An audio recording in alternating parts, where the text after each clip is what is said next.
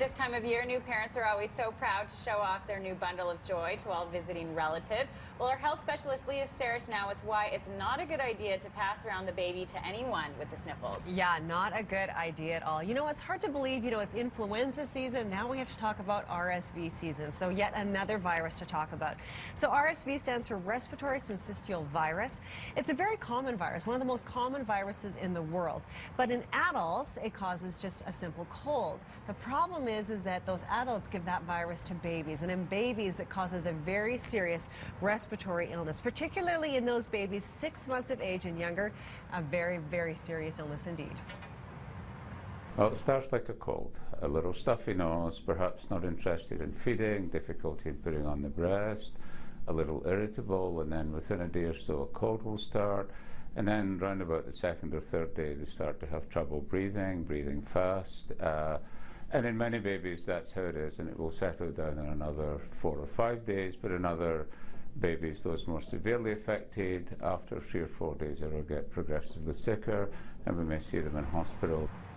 And then they go to the hospital, yeah. So it can be very, very scary for these families. So at the hospital, these babies are probably going to be put on oxygen. They're going to need some support there. They'll have difficulty feeding as well, so that can lead to dehydration and poor nutrition, so doctors can help with that. So it's all about helping the babies sort of work their way through the illness themselves, because there is no specific treatment for this virus. So we have to be clear about that.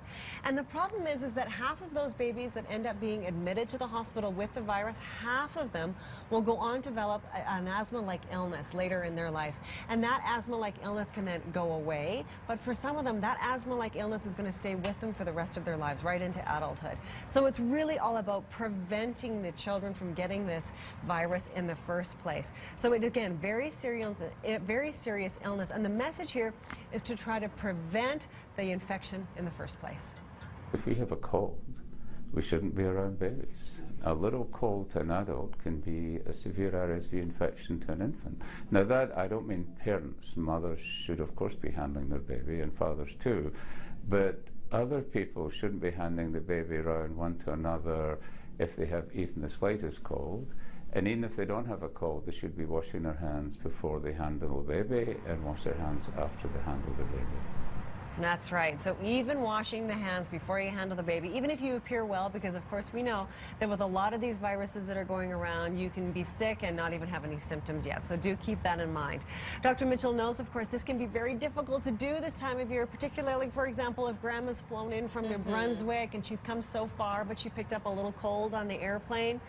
Not a good idea for grandma to hold the baby. The parents really have to be vigilant, and they have to just explain, that they have to look after their baby first. It's really important to do that. Again, Dr. Mitchell says anyone, even those who are well, should wash their hands first before they handle the baby. The season has already begun in Calgary. He says they started seeing the first cases at the end of November. Not any huge spike just yet, but the season is expected to peak pretty much at the end of January, so it's kind of growing right about now. So we have to really be aware of this. The other thing I do want to mention about this, though, there is a trial underway in Calgary right now to find out if they can develop a vaccine, so we can get this vaccine to help prevent this infection in children. So they're actually looking for healthy children to participate in this study, and they're children aged 2 to 5 years of age. So if you're interested in moving some science forward, maybe to protect future children, certainly go to my blog, and I've got all the information on there on the trial. Okay, a great reminder to be conscious of washing your hands if you have the sniffles. That's right. Do not pass it along, because those things can happen quickly. Yes. All right, more information on your On my blog. on your blog, which is at our website, breakfasttelevision.ca.